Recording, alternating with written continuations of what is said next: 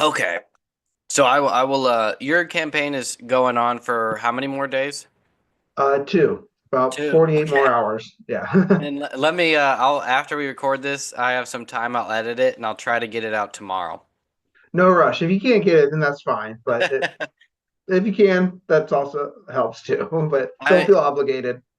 I just copy and paste these, like I edit them all the same way. It's like as long as we don't have like technical glitches that I have to cut out, it's like I'm pretty Yeah, much just putting in like the same intro and the same exit. It's like it's not much perfect. editing, so I can put them up pretty quick. And then I have to make a thumbnail. And Oh but yeah, that's the hardest part. yeah, and then it's like I feel bad because I just did an interview with Mario Candelaria. Yeah, And good I guy. made the thumbnail and it was just all my stuff. And I was like, Uh, it's Max or like me with, Mario. But all yeah, the images I used are for like my own campaign because that's like what's been on my mind because I just like have been preparing yeah, to go live with it, which I actually just did this morning.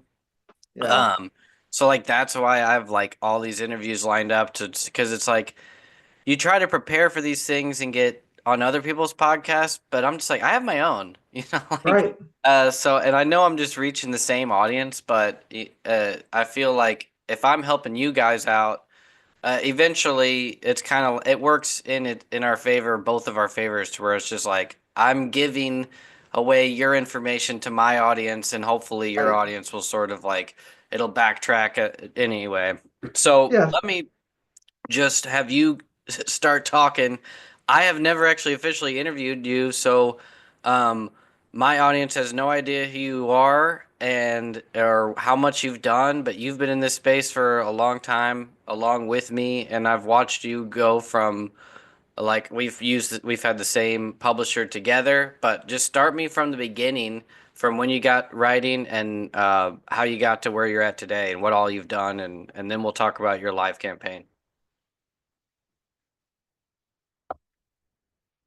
Oh, dang it. I lost you.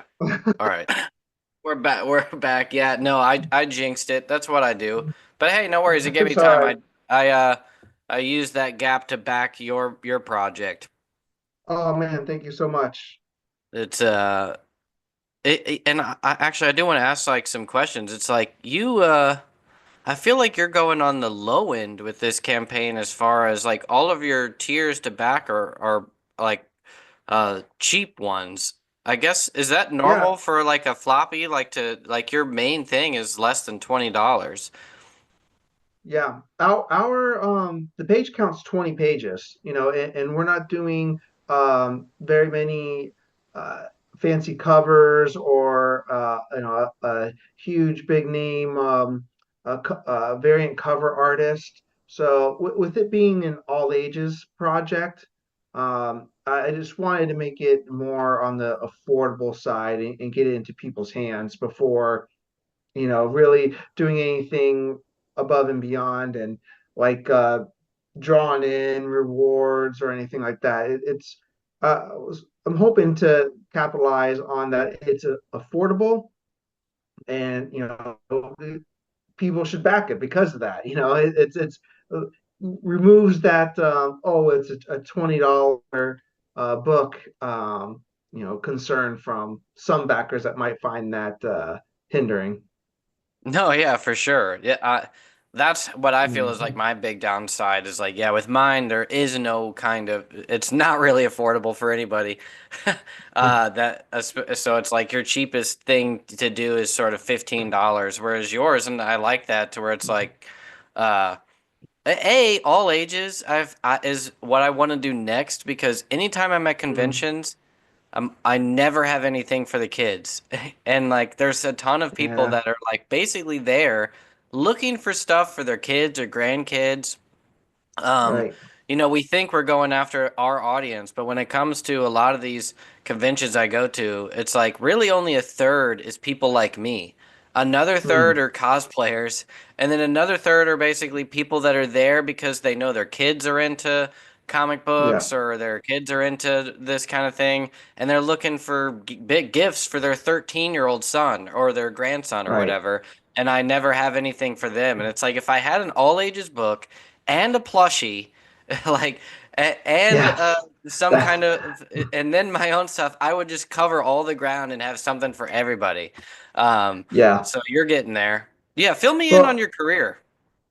yeah, so I started making comics around 2019. Um, I was always been a writer per se, but I really didn't try to delve into the comic book industry until around 2019 when I took an old short story that I wrote in a prose format and adapted that to the comic book script format. And once I was done with that script, I was like, now what do I do?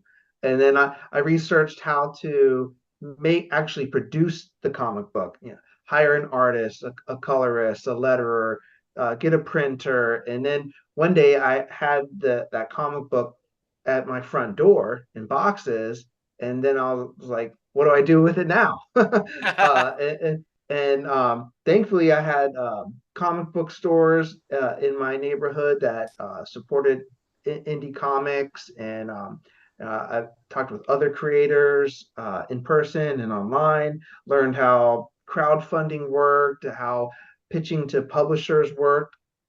And before I knew it, you know, it I signed my first contract with a publisher, which was Scout, in December of 2019, and then that book point, but by then I had already kickstarted a few books, and it kind of just snowballed from there. Once I knew how to actually read the book, um, that's when it all made sense, and I'm like, oh, okay, this is possible. I can do it. Um, and from there, I've done a number of one shots, mini series, work for hire stuff, anthologies, and just kind of seeing where it takes. That's the whole overview. You want Max? So, Yeah, I'll jump in. Sorry. You aside from uh it's you and I started almost exactly the same time, doing almost the exact same thing to where yeah. I in basically 2018 I was just writing prose, screenplays, Mhm. and kind of a little bit of Mhm. everything, getting into just trying to figure out how do I do any of this professionally. And that's sort of what led me Yeah. into comics, basically produced my first comic watching other people on YouTube, and Comics Launch, if you know them, I actually like bought their course and Yeah. was planning to kickstart it in 2019 just like you, and then signed my deal Uh, with Scout in November of mm, 2019. So like you and I like right there, and then that yeah. snowballed into other things which um and now at this point, you have worked with multiple other publishers, have had multiple Kickstarter Mm, campaigns, multiple artists. I mm, primarily have just worked with three artists, and I have essentially four titles. And the fourth one is the one that's like live now. But I've never released them issue by issue. It's always like I just wait until the thing is done. And one of the series, it was took forever because it was two volumes. It was really three volumes, and it took us basically 4 years to make that. So from 2020 wow. to 2023, really 2021 to now, Mm, to make those what would have been three volumes, but we cut it short. And I don't want to dive into all this right now because I want to hear more about you. But we had to cut it because the Diamond bankruptcy pretty much just like ended mm, that whole series. It was like we never got paid for yeah. volume two. We may never get paid. And Right. without those funds, I can't afford to do a whole nother volume. Yeah. I bet. And I suppose I could just do issue by issue and kickstart it, but the momentum is like it's already gone, you know? Right. You can't really backtrack. There weren't enough fans for me to like I don't know. There probably are. Like I probably could work it, but this stuff takes so much work, you know, like For you sure. can't just write and be done. It's like it's Right. another basically full-time job that you're doing if you want to actually try to profit with comic books. Yeah. Um, so what was your first series that you launched with Scout in 2019? That was the recount. It was a That was a four. hit too. Yeah, Uh, it did pretty well. Yeah, uh, I remember that. I didn't actually. I think I got something. But I didn't actually read it. But I remember at the time I was like, he didn't know how perfect he right, aligned this because that was right. The was that the set? Yeah, I guess the right at the a real like what people thought was going to be like a right. recount of insanity. For sure. The first issue came out the week after Biden was elected, and Yeah. that was like a happy accident, I guess you could say. And then because we that group of us that our books fell in November of 2020 were the first batch that Scout tested this launch window initiative thing where they did 3 months in between issues one and two. So Oh what happened yeah. between issues one and two was the January 6th insurrection at the Capitol, and issue two came out in February, and issue two's cover is like this half clown, half White House, thing. It made things really challenging in a way for to promote it to people that are looking for escapism. Yeah. They got hit with those people that were just like, "This is now. I want it," and so I, I'm I can't be mad at that. But yeah, and then it was funny when I was promoting it before the election. I had a lot of hate from one side of the aisle, and then the book came out, and I got hate from the opposite side of the Of aisle. course. So Yeah. it's just funny how the it unfolds because the book is meticulously written and produced to make sure that it's right In the down the middle. center. Yeah, Yeah. we didn't even use the word Republic, Democrat, Republican, Democratic. We avoided those words altogether. So it's interesting when people have approached me about. People are like try to side ask me like, so is that supposed to be so and so? Is this a in I'm like, no, it's whatever you think it is. That's what I wanted. You interpret it how you want. That's the best part about reading fiction.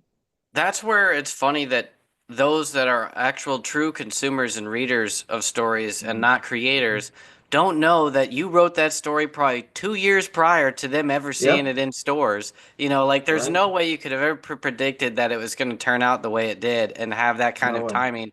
It's like Yeah. pure, like that's a real life. What I remember people online like thinking it was a conspiracy. Like somehow you were like in Sure. on the real life of Yeah. and like was trying to push things one way or the other, somehow involved in a real life conspiracy and insurrection or whatever. Right. And it's like, no, he's just an indie comic writer that just Right. happened to make something that is like this is how you can see in real life things get blown out of proportion and people assume that everybody's in some kind of secret society or whatever just because of a book that you just thought would be fun. Yeah. Yeah. It's a It's great weird concept, how. though. It was a great hook, regardless of the fact that of how it like was released. It was a great hook, I Yeah. felt, and a Yeah. great Thank you. artwork. Your wife's an artist. Did she do? She didn't do the artwork for that book, though. You've never worked with her on your own titles, No. have you? We have. Last year we had a book came out. It's a one shot through Keen Spot called "Can I Scream?" and it's a 32-page story that came out. And we since then we've worked on another project that hasn't been announced. We were hired to do a project for someone else. That's side note. It should have been announced 6 months ago. So we're both, chomping at the bit to talk about it, but we still can't. And so we actually worked on two projects together. Only one has come out so far. And she That did a fantastic cover from when I crowdfunded my book called Spill Blood 2 years ago. She did a great cover for the one of the Kickstarter rewards for that book too. But that's yeah, there'll awesome. be more. There'll be more stuff between her and I coming out. I wrote a 6-page anthology story that's probably a year away, and she's going to do the artwork for that. So yeah, that was really fun working with her. First we got to do something together. Then that led, like literally us marketing that book led to us getting hired to doing this other 48-page graphic novel for this publisher that hired us to do it. I mean, that you can't ask for a better, outcome from Oh something like no, that. yeah, that's Yeah. amazing. Yeah, that's the Yeah. ultimate is you don't do any of the um r- recruiting's not the right word, Finance but and like reconnaissance to try to get jobs. Like they just come to right. you. That's Yeah. how I was going to dive into. How did you end up working with the IP? Is it Black Box that you where you But write another character that's like a the Dream Master or just Dream yeah. Master? Dream Master, yeah. So I hired to write that story for Black Box. That really came from my friend Travis Noakes, who's better known as Comics with Bueller. He has a YouTube Yeah. channel. Okay. We met at a con, and he is his van that he does that where he drives around the country and go visits comic book shops and stuff like that, which is part of his YouTube channel. One of his sponsors is Black Box Comics, so he put a bug in their ear. And over time, they finally got to me and talked to me about, what stories I like to write. And then 6 months after that, they had something for me, but they gave me like a page and a half synopsis of what they were looking for, and then I pitched what I would do with that, and then it fell into place from there. So yeah, that Dream Master came out. The first issue came out the end of 2022. The rest of the first volume, the other four issues came out in 2023. But since then, I've written 21 issues total. So Whoa, far, nice. so there's already four volumes of script in the can for that. Um, and I actually got to see the last 10 penciled pages for issue 10 today. It takes some time. They're Oh yeah. uh, a very small press indie publisher where the CEO Demetrius he is the entire company for the Yeah. most part. He's doing everything. He's managing multiple titles, paying out of pocket, and then on top of it, the Diamond fiasco it isn't helping. Him getting his recoupment for what he's invested in all these titles. So hopefully we'll see volume two of Dream Master the second half of this year. Fingers crossed. But I know issues 6 through 9 are in the can, so the majority of volume two is done already. No, yeah. Mm, I wanted to dive into a little bit more of that because I have a lot of my own fans that are reaching out to me, especially now that I've been trying to promote this Kickstarter, where they're saying like, "Well, mm, whatever happened with the books through the comic shops or the pre-orders that I had yeah, through Simon and Schuster and stuff like that?" And I'm trying to explain to people that don't understand that it's like we are writers yeah, and we are just one little faction in a huge machine, and the entire right, machine broke down. Like, right, this isn't just like I did something or the publisher did something or that it's just like, oh, they're delayed or they made some mistake. No, mm-hmm, this is like everything that everybody ran on, an entire right, quarter's worth of revenue. mm, That's probably a quarter of, $1 billion. Maybe mm, not quite that much, but like a lot that yeah, just stalled. So like no one right, got paid. How many businesses do you know of that can just mm, not get paid for 3 months?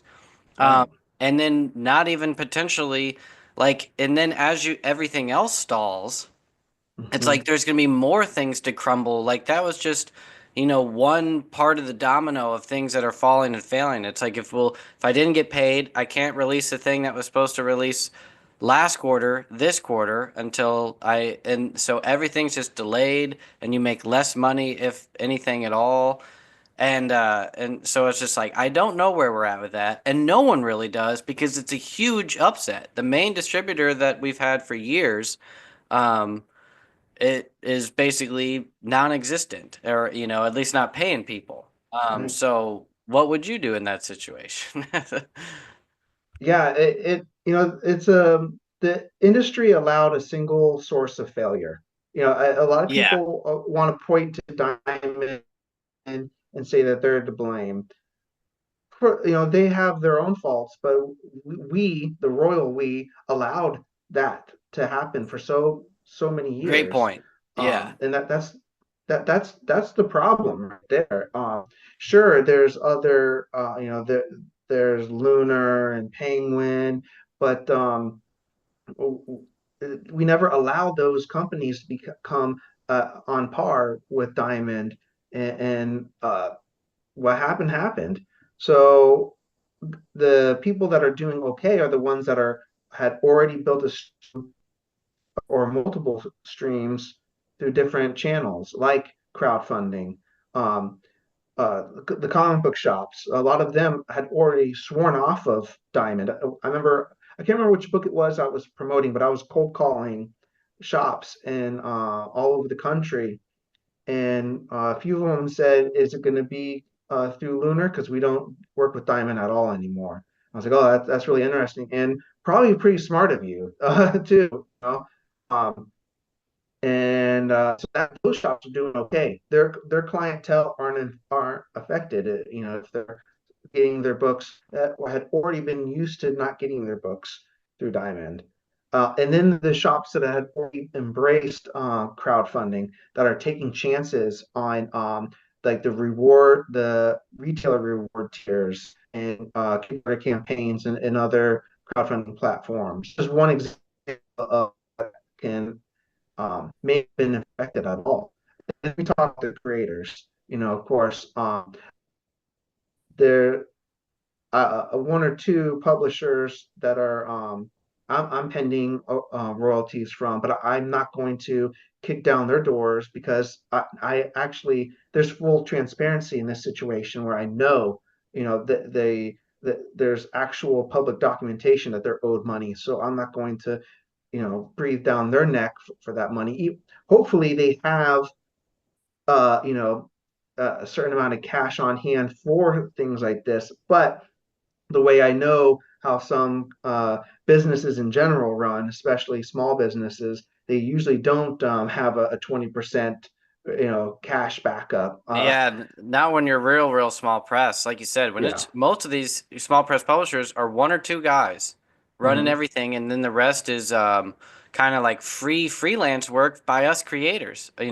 know a lot of Scout was like you were kind of at the whim of other creators that were willing to do editorial work on behalf of just trying to make this thing rise. Um, And yeah, but it is interesting to where, like you're saying, is it's sort of like the independents, the self-sustaining, those that already were going their own route. They're now the ones that are good. It's those that relied on the mainstream Right. publishers, the mainstream retailers that were just, they're the ones that are struggling. But everybody that's Yeah. been trying to do it on their own, that does remind me, if you haven't already, I just interviewed a guy that just founded a company called Panelfly, or it's like Mhm. panelfly.io, and he's Mhm. connecting self-published creators and small press publishers with retailers. And he's like a That's platform great. that you just upload your titles, Mhm. and it's just like uploading on to anything else, to where it's just like your images, your log line, your synopsis, and it's Mhm. strictly wholesale. So it's not like Nice. a um, direct to consumer kind of thing. It's like Mhm. if you have your books warehoused and you want to sell them at wholesale prices to a retail shop, like a lot of these shops that we're doing. He was saying he has like a ton of people that were already working with independent uh, publishers, not just small press, but true like local independent authors and stuff like that, and that Great. he now consolidated all that information to where just like Diamond was the easy way out for to where they just do all their orders at once. He's like, I'm now Mhm. that platform, at least for now, these small press and independent creators like us, to where if you just have, even if you just have one title and you have Right. 10 copies for sale, you can sell that wholesale to a comic shop if you'd like, with through his platform. And Yeah. yeah, That's check it out if you haven't already. It's panelfly.io. It's not like I'm sponsored by him or anything. I just interviewed him a few days right. ago, and he like just went live with it this month. But from everybody I've talked to and what I've seen, like it's a great platform. So hopefully it like really does help streamline this for a lot of us indie people. I hope so too. That's a great initiative. We need more of that. I remember when COVID happened and Diamond had to shut down during that. I was with the two books I had, and I'm talking not two titles with multiple issues, two books. I had one um uh one shot, and I had an issue one of a series during when the shutdown happened. And the retailers that got together created a Facebook group, and they said, if you got books, let us know. If you can ship us books, let us know. And I had many retailers jump on that. And my those the two little books got all over the country. And then those retailers remembered my name. And then when my name was in Diamond, that helped with that. So that was something I couldn't even plan for. But what I'm trying to get at is the retailers and the creators. We need more of that linking up instead of the creators and the distribution companies and For sure. the retailers and the publishers to a certain extent. Embrace the creators. And of course, I'm saying this as a creator, so I got, a foot in the camp. But when your clientele embraces a creator that moves on to another, publisher, a new title, everyone wins that way. But Yeah. it sucks when they have to find out when that person they discover that person when that creator is finally writing Thor, or that artist is finally doing variant covers for every title, mainstream title. It's like we need to embrace those people so the clientele knows about them now, and then they're gonna come back and support them all the way to the top. Yeah, yeah. No, Mm. that's almost like the dream, really, Yeah. because when you think about anything else that's mainstream or whatever, the retailers they want to get what the creators they like. Right. They're big names, they're essentially stars in this industry, so of course they want books from those super well-known, talented writers and stuff.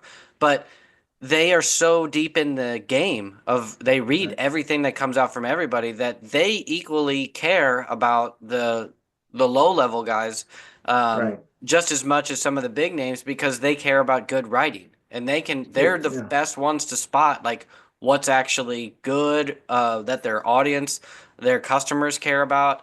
So whenever if we can learn, yeah, to more just like go directly to them. The retail Right. owners are like your ultimate customer, really. If Yes. that's the main place most of us are the actual consumers of comics are getting them from is the retail shops. It's like get to know those retail shop owners because that's who's Yeah. really like feeding everybody, both you as Right. the creator and the people that are reading it. Yeah, it's the lifeline of the industry. I'm a huge supporter of the retailers, and yep, that's always just do right by them if you're a creator. That's the main goal.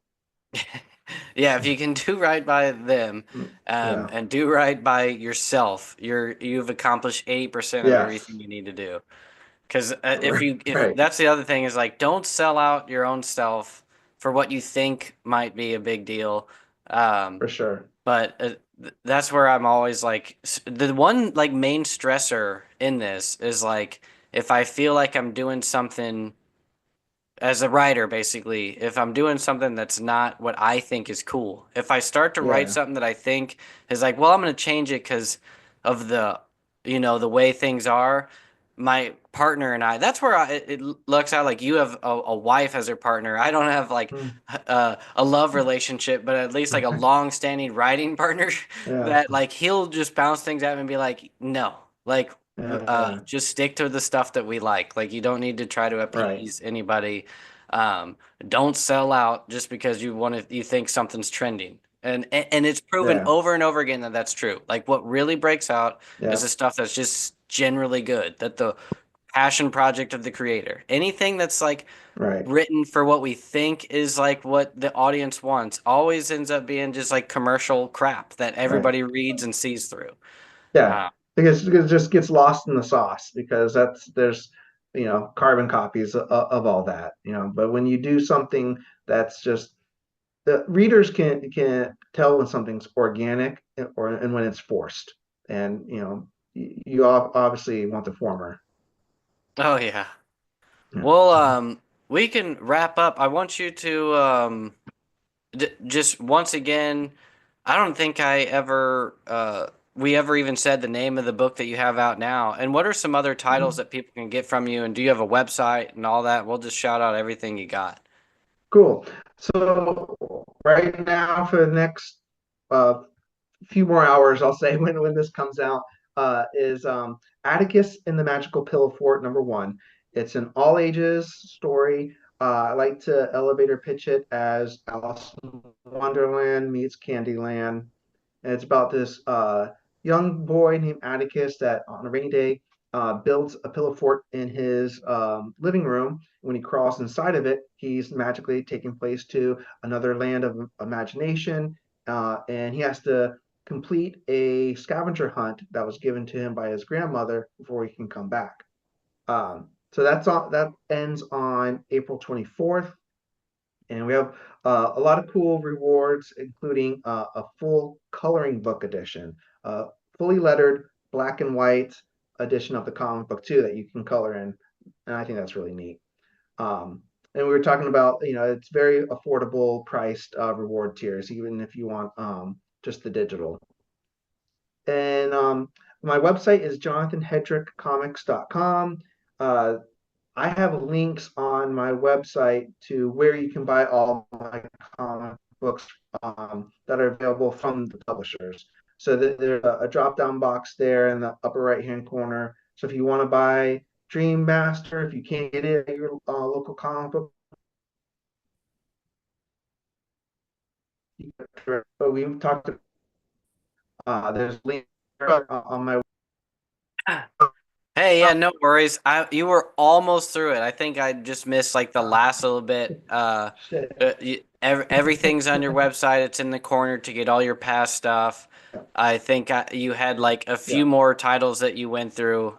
Um, and yeah, but if yeah. I'll That's also it just in a put all the nutshell. I was links. pretty much rambling. I'll put all the Yeah. links like on the page and in the description. And if there's anything you want to Okay. send me or something like an image or something to Oh, put in the okay. thumbnail or something, go ahead and send me that. Okay. Otherwise, I'll try to edit any of the scratchy stuff that I can out, and then I'll post this to go live tomorrow, man. Thanks a lot for doing this. Uh, Thank you, Max. Sorry about the technical stuff. I apologize for that. Hey, no worry. I mean, what are you gonna do? Yeah, Yeah, like right. I'm in the same way. Like if there's a TV going in one room and